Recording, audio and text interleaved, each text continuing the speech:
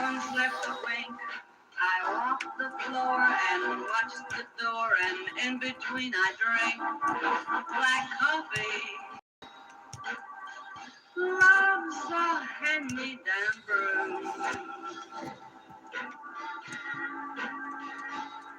I never know a Sunday in this weekday room. I'm talking to the shadows, 1 o'clock to 4, and Lord, how slow the moments go when all I do is pour black coffee. Since the blues caught my eye, I'm hanging out on Monday, my Sunday dreams too dry. Now a man is born to come a-loving, a woman's born to weep and fret, to stay home and tend her oven, to drown her past regrets with coffee and cigarettes.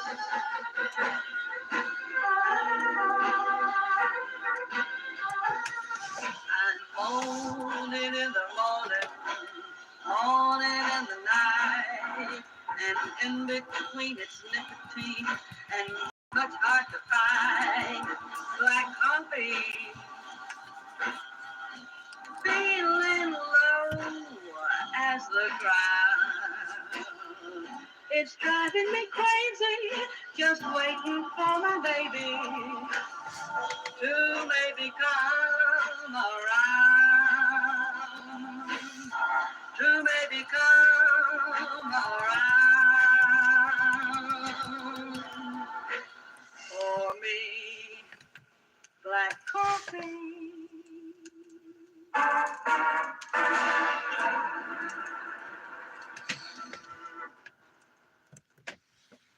Hello, bruvs. We're back with Black No More by George S. Schuyler, who was a book review editor for the Manchester Union Leader, a lifetime journalist. He is the author of Slaves Today, a novel. Mr. Schuyler lives in Harlem. Well, he did. He's obviously dead now, since this book was written in 1931. Chapter 10. Hank Johnson, Chuck Foster, Dr. Crookman, and Gorman Gay, national chairman of the Republican National Committee, sat in the physician's hotel suite, conversing in low tones. We're having a tough time getting ready for the fall campaign, said Gay. Unfortunately, our friends... Whoa, come on. There we go. Unfortunately, our friends are not contributing with their accustomed liberality. Can't complain about us, can you? Asked Foster. No, the politician denied quickly. You have been most liberal in the past 2 years, but then we have done many favors for you too. You show right, Gay, Hank remarked. Them crackers might have put us out of business effing it hadn't been for the administration's support. I'm quite sure we deeply appreciate the many favors we've received from the present administration, added Dr. Crookman. We won't need it much longer, though, said Chuck Foster. How's that? Asked Gay, opening his half-closed eyes. Well, we've done about all the business we can do in this country. Practically all the Negroes are white except a couple of thousand diehards, and those in institutions, Chuck informed him. That's right, said Hank, and it sure makes it country lonesome.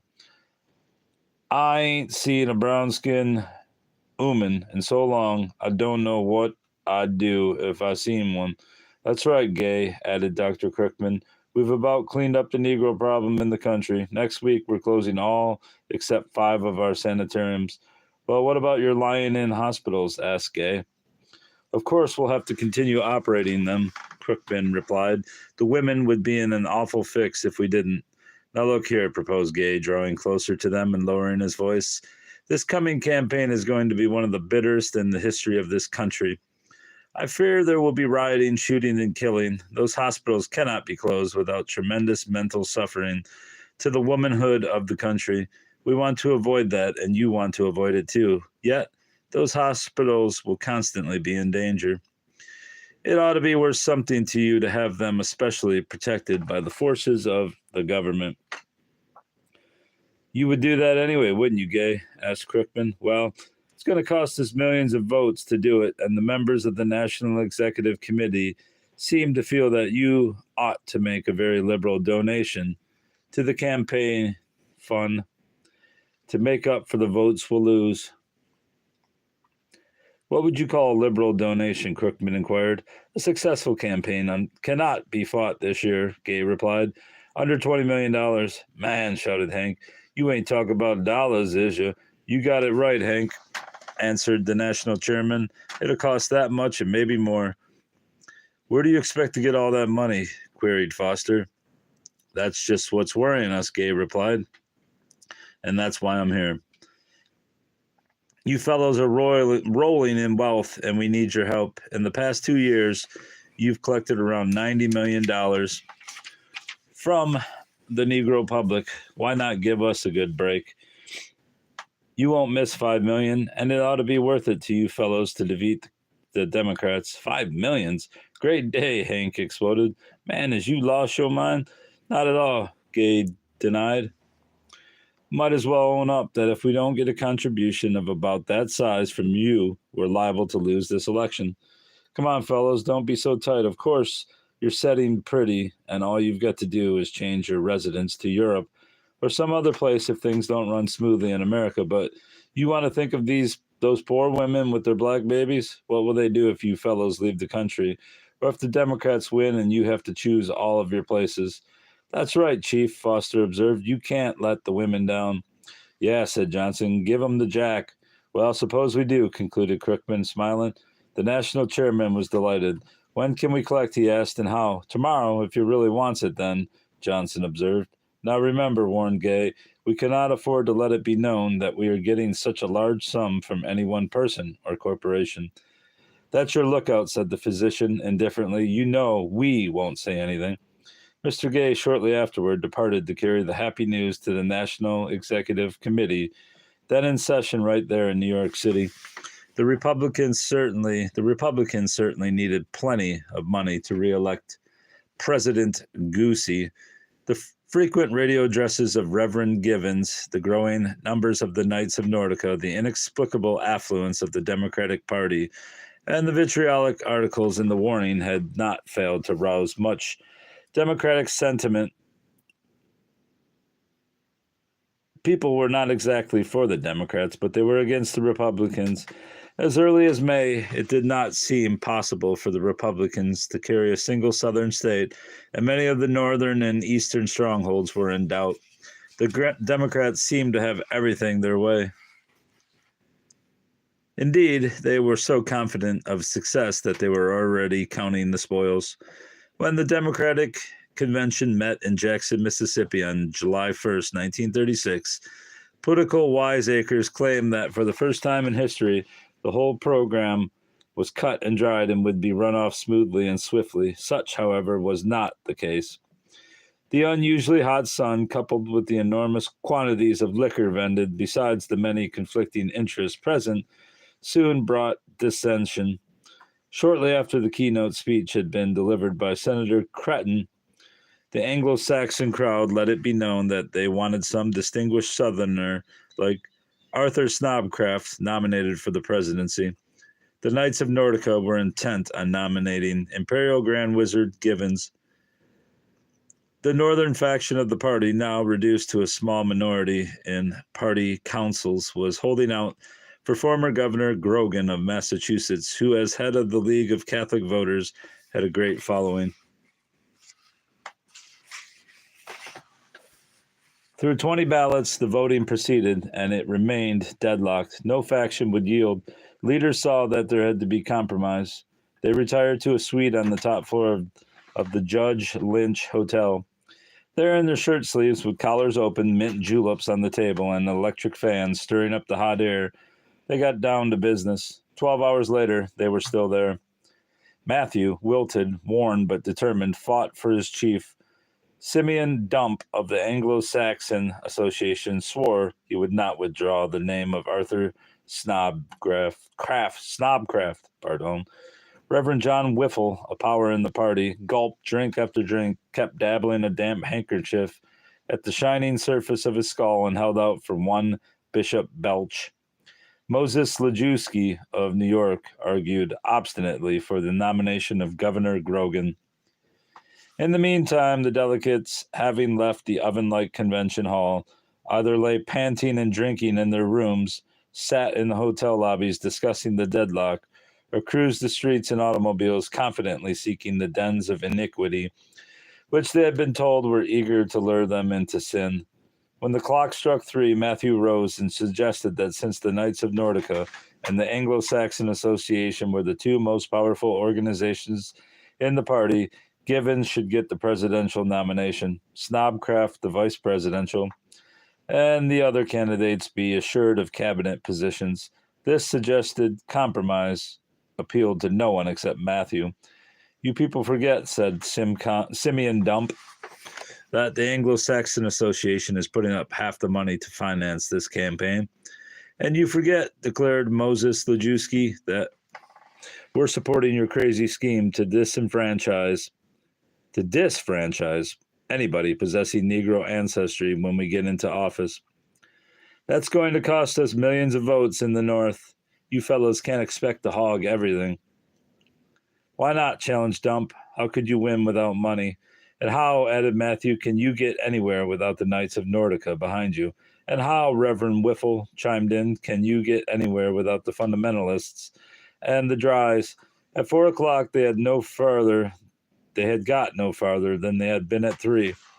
They tried to pick someone not before mentioned, and went over and over the list of eligibles. None was satisfactory. One was too radical, another was too conservative. A third was an atheist, a fourth had once rifled the city treasury. The fifth was of immigrant extraction, once removed. The sixth had married a Jewess. A seventh was an intellectual. An eighth had spent too long at hot springs trying to cure the syphilis. A ninth was rumored to be part Mexican. And a 10th had at one time in his early youth been a socialist. At 5 o'clock, they were desperate, drunk, and disgusted. The stuffy room was a litter of discarded collars, cigarette and cigar butts, match stems, heaped ashtrays, and empty bottles. Matthew drank little and kept insisting on the selection of Reverend Givens.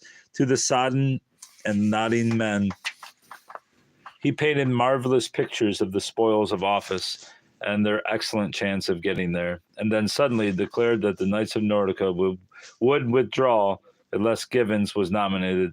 The threat aroused them. They cursed and called it a holdup, but Matthew was adamant. At a last stroke, he rose and pretended to be ready to bolt the caucus. They remonstrated with him and finally gave in to him. Orders went out to the delegates. They assembled in the convention hall. The shepherds of the various state flocks cracked the whip, and the delegates voted accordingly. Late that afternoon, the news went out to a waiting world that the Democrats had nominated Henry Givens for president and Arthur Snobcraft for vice president. Mr. Snobcraft didn't like that at all, but it was better than nothing.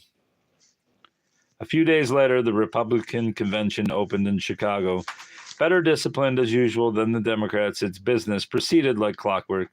President Goosey was nominated for re-election on the first ballot, and Vice President Gump was again selected as his running mate. A platform was adopted whose chief characteristic was vagueness. As was customary, it stressed the party's record in office, except that which was criminal. It denounced fanaticism without being specific, and it emphasized the rights of the individual and the trusts in the same paragraph. As the Democratic slogan was white supremacy and its platform dwelt largely on the necessity of genealogical investigation, the Republicans adopted the slogan personal liberty and ancestral sanctity.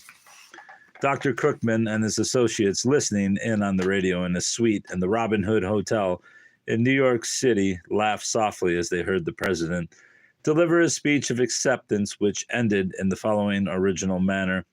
And finally, my friends, I can only say that we shall continue in the path of rugged individualism, free from the influence of sinister interests, upholding the finest ideas of honesty, independence, and integrity, so that, to quote Abraham Lincoln, this nation of the people, for the people, and by the people shall not perish from the earth. That, said Foster, as the president ceased barking, sounds almost like the speech of acceptance of Brother Givens that we heard the other day. Dr. Crookman smiled and brushed the ashes off his cigar. It may even be the same speech, he suggested. Through the hot days of July and August, the campaign slowly got underway. Innumerable photographs appeared in the newspapers depicting the rival candidates among the simple folk of some village, helping youngsters to pick cherries, assisting an old woman up a stairway, bathing in the old swimming hole, eating at a barbecue, and posting on the rare platforms of special trains. Long articles appeared in the Sunday newspapers extolling the simple virtues of the two great men. Both, it seemed, had come from poor but honest families. Both were hailed as tried and true friends of the great, common people. Both were declared to be ready to give their strength and intellect to America for the next 4 years. One writer suggested that Givens resembled Lincoln, while another declared that President Goosey's character was not unlike that of Roosevelt, believing he was paying the former a compliment. Reverend Givens had told the reporters, "It is my intention, if elected, to carry out the traditional tariff policy of the Democratic Party." Neither he or anybody else knew what that was. President Goosey averred again and again, "I intend to make my second term as honest and efficient as my first." Though a dire threat, this statement was supposed to be a fine promise. Meanwhile, Dr. Samuel Buggery and his operatives were making great headway, examining birth and marriage records throughout the United States. Around the middle of September, the board of directors held a conference of which the learned men presented a partial report. "I'm now prepared to prove," gloated the obese statistician, "that fully 1/4 of the people of one Virginia county possess non-white ancestry, Indian or Negro, and we can further prove that all of the Indians on the Atlantic coast are part Negro. In several counties in widely separated parts of the country, we have found that the ancestry of a considerable percentage of the people is in doubt. There is reason to believe that there are countless numbers of people who ought not to be classed with whites and should not mix with Anglo-Saxons. It was decided that the statistician should get his data in simple form that anyone could read and understand and have it ready to release just a few days before election. When the people saw how great was the danger from black blood, it was reasoned they would flock to the Democratic standard, and it would be too late for the Republicans to halt the stampede. No political campaign in the history of the country had ever been so bitter. On one side were those who were fanatically positive of their pure Caucasian ancestry. On the other side were those who knew themselves to be impure white or had reason to suspect it. The former were principally Democratic, the latter Republicans. There was another group which was Republican because it felt that a victory for the Democrats might cause another civil war. The campaign roused acrimonious dispute, even within families. Often behind these family rifts lurked the knowledge or suspicion of a dark past. As the campaign grew more bitter, denunciations of Dr. Crookman and his activities grew more violent. A move was started to close all of his hospitals. Some wanted them to be closed for all time. Others advised their closing for the duration of the campaign. The majority of thinking people, which wasn't so many, strenuously objected to the proposal. "No good purpose will be served by closing these hospitals," declared the New York Morning Earth. "On the contrary, such a step might have tragic results. The Negroes have disappeared into the body of our citizenry. Large numbers have intermarried with the whites, and the offspring of these marriages are appearing in increasing numbers. Without these hospitals, think how many couples would be estranged, how many homes wrecked. Instead of taking precipitate action, we should be patient and move slowly." Other northern newspapers assumed an even more friendly attitude, but the press generally followed the crowd or led it, and in slightly veiled language urged the opponents of Black No More to take the law into their hands. Finally, emboldened and inflamed by fiery editorials, radio addresses, pamphlets, posters, and womanhood in Cincinnati attacked and platform speeches, a mob seeking to protect white womanhood in Cincinnati attacked a Crookman hospital, drove several women into the streets, and set fire to the building. A dozen babies were burned to death, and others, hastily removed by their mothers, were recognized as mulattoes. The newspapers published names and addresses. Many of the women were very prominent socially, either in their own right or because of their husbands. The nation was shocked as never before. Republican sentiment began to dwindle. The Republican Executive Committee met and discussed ways and means of combating the trend. Gorman Gay was at his wit's end. Nothing, he thought, could save them except the miracle. Two flights below in a spacious office sat two of the Republican campaigners, Walter Williams and Joseph Bonds, busily engaged in leading the other workers who knew better to believe that they were earning the $10 a day they were receiving. The former had passed for a Negro for years on the strength of a part Negro grandparent and then gone back to the white race when the National Social Equality League was forced to cease operations at the assistance of both the sheriff and the landlord. Joseph Bonds, former head of the Negro Data League, who had once been a Negro but thanks to Dr. Crookman was now Caucasian, and proud of it, had but recently returned to the North from Atlanta, accompanied by Sandtop Licorice. Both Mr. Williams and Mr. Bonds had been unable to stomach the Democratic crowd, and so had fallen in with the Republicans, who were as different from them as one billiard ball from another. The two gentlemen were in low tones discussing the dilemma of the Republicans while rustling papers to appear busy. Joe, if we could figure out something to turn the tables on these Democrats, we wouldn't have to work for the rest of our lives, Williams observed, blowing a cloud of cigarette smoke out of the other corner of his mouth. Yes, that's right, Walt, but there ain't a chance in the world. Old Gay is almost crazy, you know. Came in here slamming doors and snapping at everybody this morning, Bonds remarked. Williams leaned closer to him, lowered his flame-thatched head, and then, looking to the right and left, whispered, "Listen here. Do you know where Beard is?" "No," answered Bonds, starting and looking around to see if anyone was listening. "Where is he?" "Well, I got a letter from him the other day. He's down there in Richmond doing research work for the Anglo-Saxon Association under that Dr. Buggery.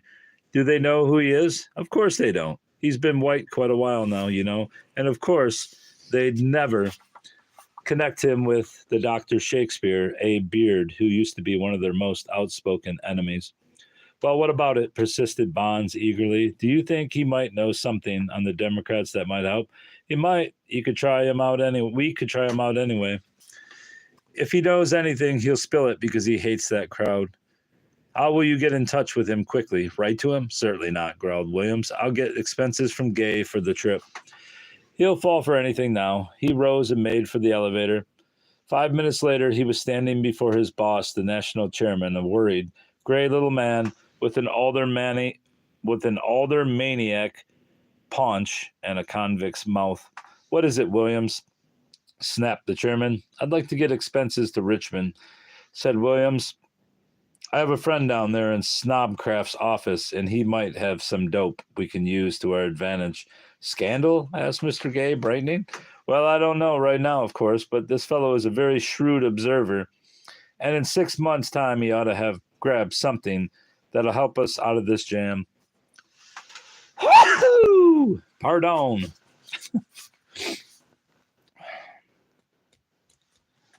"Is he a Republican or a Democrat?" "Neither. He's a highly trained and competent social student." "You couldn't expect him to be either," Williams observed, "but I happen to know that he hasn't got any money to speak of, so for a consideration, I'm sure he'll spill everything he knows, if anything." "Well, it's a gamble," said Gay doubtfully, "but any port in a storm." Williams left Washington immediately for Richmond. That night, he sat in a cramped little room of the former champion of the darker races. "What are you doing down there, Beard?" asked Williams, referring to the headquarters of the Anglo-Saxon Association. "Oh, I'm getting or helping to get the data of buggeries into shape." "What data?" You told me you were doing research work. Now you say you're arranging data. Have they finished collecting it? Yes, we finished that job some time ago. Now we're trying to get the material in shape for easy digestion. What do you mean, easy digestion? Queried Williams. What are you fellows trying to find out, and why must it be so easily digested? You fellows usually try to make your stuff unintelligible to the herd. This is different, said Beard, lowering his voice to almost a whisper.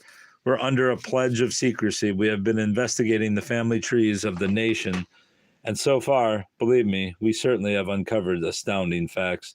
When I'm finally discharged, which will probably be after election, I'm going to peddle some of that information. Snobcraft and even Buggery are not aware of the inflammatory character of the facts we've assembled. He narrowed his foxy eyes greedily.